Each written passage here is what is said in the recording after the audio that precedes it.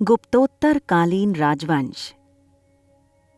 छठी शताब्दी के मध्य अर्थात 550 ईस्वी के लगभग गुप्त साम्राज्य के विखंडन के बाद एक बार पुनः भारतीय राजनीतिक परिदृश्य में विकेंद्रीकरण और विभाजन की प्रवृत्तियां सक्रिय हो उठीं।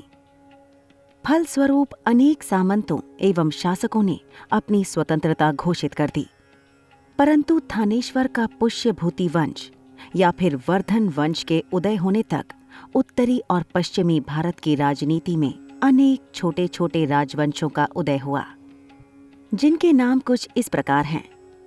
बल्लभी के मैत्रक, पंजाब के हूण, मालवा का यशोधर्मन, मगध और मालवा के उत्तरगुप्त और कन्नौज के मौखरी वंश।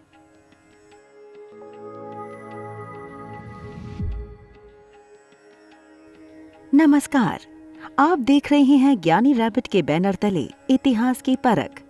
तो आइए हम चलते हैं अपने अगले एपिसोड की ओर, जहां हम इतिहास की प्राचीनता को गुप्तोत्तर कालीन राजवंश के संदर्भ में समझने का प्रयास करेंगे। बल्लभी के मैत्रक वंश। इस वंश की स्थापना भट्टार्क नामक व्यक्ति ने की थी, जो गुप्त काल में एक सैनिक पदाधिकारी था। 5वीं शताब्दी के अंत तक भट्टार्क के उत्तराधिकारियों ने सौराष्ट्र अर्थात काठियावाड़ में शक्तिशाली राज्य स्थापित करने में सफलता पाई। भट्टार्क के बाद धरसेन शासक हुआ, जबकि द्रोण सिंह इस वंश का तीसरा शासक हुआ। द्रोण सिंह के बाद उसका भाई ध्रुवसेन राजा बना। मैत्रक वंशीय राजा बौद्ध धर्म के अनुयायी थे और उन्होंने बौद्ध विहारों को पर्याप्त दान दिया।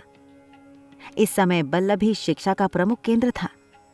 यहाँ एक विश्वविद्यालय था, जिसकी पश्चिमी भारत में वही प्रसिद्धि थी जो पूर्वी भारत में नालंदा विश्वविद्यालय की थी।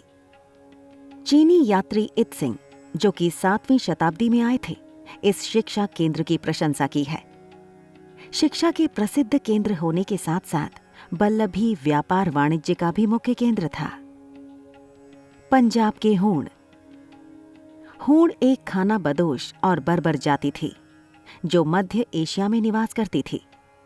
हूणों का पहला भारतीय आक्रमण गुप्त शासक स्कंदगुप्त के शासनकाल में हुआ था। वे स्कंदगुप्त के हाथों पराजित हुए और उनका अभियान असफल रहा।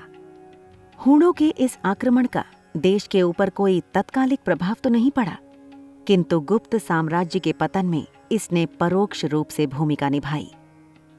स्कंदगुप्त की मृत्यु के बाद तोरमाण के नेतृत्व में हूणों ने गंगा घाटी पर पुनः आक्रमण किया। मध्य भारत के एरण नामक स्थान से प्राप्त तोरमाण के लेख से इस बात की जानकारी मिलती है कि धन्य विष्णु उसके शासनकाल में उसका सामंत था। जैन ग्रंथ कुवलयमाला से जानकारी मिलती है कि उसकी राजधानी चंद्रभागा अर्थात चिनाब नदी के तट पर स्थित पवैया में थी। तोरमाण के नेतृत्व में हूणों ने पवैया, साकल अर्थात वर्तमान सियालकोट, एरण, मालवा आदि में अपनी सत्ता स्थापित की।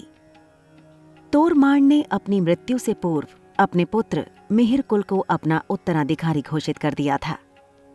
मिहिरकुल एक क्रूर और अत्याचारी शासक था। हुएनसांग के अनुसार उसकी राजधानी साकल थी। ग्वालियर लेख में उसे महान पराक्रमी और पृथ्वी का स्वामी कहा गया है। 530 ईस्वी के आसपास मिहिरकुल यशोधर्मन द्वारा पराजित हुआ। यह मिहिरकुल की अंतिम पराजय थी और इसके उपरांत हूणों की शक्ति समाप्त हो गई। मिहिरकुल शैव मतानुयायी और बौद्धों का शत्रु था। कल्हड़ के अनुसार श्रीनगर में मिहिरकुल ने एक शिव मंदिर का निर्माण करवाया था। मालवा का यशोधर्मन। मंदसौर प्रशस्ति में यशोधर्मन को उत्तर भारत के चक्रवर्ती शासक के रूप में बताया गया है। यशोधर्मन द्वारा हूणों की पराजय उसकी महानतम उपलब्धियों में से एक थी। संभवतः 535 ईस्वी तक यशोधर्मन का शासन समाप्त हो गया। मगध और मालवा के उत्तरगुप्त। गुप्त राजवंश के विघटन के बाद मगध और मालवा में एक नए राजवंश ने लगभग 2 शताब्दियों तक शासन किया। गुप्त वंश से अलग करने के लिए इसे परवर्ती अर्थात उत्तर गुप्त वंश कहा जाता है। उत्तर गुप्त वंश की स्थापना कृष्णगुप्त के बाद हर्षगुप्त, जीवितगुप्त, कुमारगुप्त, दामोदरगुप्त, महासेनगुप्त, माधवगुप्त और आदित्य सेन इत्यादि कई शासक इस वंश में हुए। उत्तर गुप्त वंश के शासकों ने गुप्त साम्राज्य की राजनैतिक एवं सांस्कृतिक परंपराओं का अनुसरण किया। मंदसौर अभिलेख से जानकारी मिलती है कि आदित्य सेन ने 3 अश्वमेध यज्ञ करवाए थे और इसी समय चीनी राजदूत वांग हुएन ने, जिसने 655 ईस्वी से लेकर 675 ईस्वी तक लगभग 2 बार भारत की यात्रा की थी। कन्नौज का मौखरी वंश। उत्तर गुप्त वंश के समान मौखरी भी गुप्त साम्राज्य के सामंत थे और गुप्त साम्राज्य के निर्बल होने पर उन्होंने अपनी स्वतंत्रता घोषित कर दी। मौखरी के समय में मगध के स्थान पर कन्नौज राजनीतिक गतिविधियों का प्रमुख केंद्र बन गया। बाणभट्ट द्वारा रचित हर्षचरित से हमें इसके विषय में जानकारी मिलती है। मौखरी वंश का प्रारंभिक शासक हरिवर्मा था। हरिवर्मा के बाद उसका पुत्र आदित्य वर्मा राजा हुआ। इसके बाद ईश्वर वर्मा शासक हुआ, जिसे जौनपुर लेख में राजाओं में सिंह के समान बताया गया है। इन तीनों शासकों ने महाराज की उपाधि धारण की, जो उनकी सामंती स्थिति को दर्शाता है। ईश्वर वर्मा के पश्चात उसका पुत्र ईशान वर्मा शासक हुआ, जिसने मौखरियों को सामंत स्थिति के स्वतंत्र स्थिति में लाने का काम किया। ईशान वर्मा के बाद सर्ववर्मा मौखरी वंश का शासक हुआ। सर्ववर्मा ही प्रथम शासक था, जिसने मगध को मौखरी आधिपत्य के अंतर्गत लाया। सर्ववर्मा के बाद अवंती वर्मा शासक बना और इसी के समय में थानेश्वर के पुष्यभूति वंश के साथ मौखरी वंश का वैवाहिक संबंध स्थापित हुआ। अवंती वर्मा का पुत्र और उत्तराधिकारी ग्रहवर्मा का विवाह थानेश्वर शासक प्रभाकर वर्धन की पुत्री राज्यश्री के साथ संपन्न हुआ था। ग्रहवर्मा की मृत्यु के बाद मौखरी वंश की शक्ति क्षीण होती चली गई। धन्यवाद।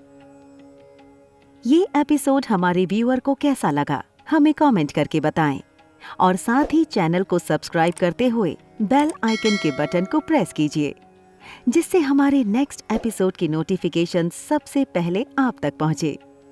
और इस एपिसोड से जुड़े बोनस पॉइंट्स के लिए डिस्क्रिप्शन बॉक्स में जरूर जाएं, जहां हमने अपनी प्रयास से सभी तथ्यों को क्रमबद्ध रूप में प्रस्तुत कर दिया है। जय हिंद।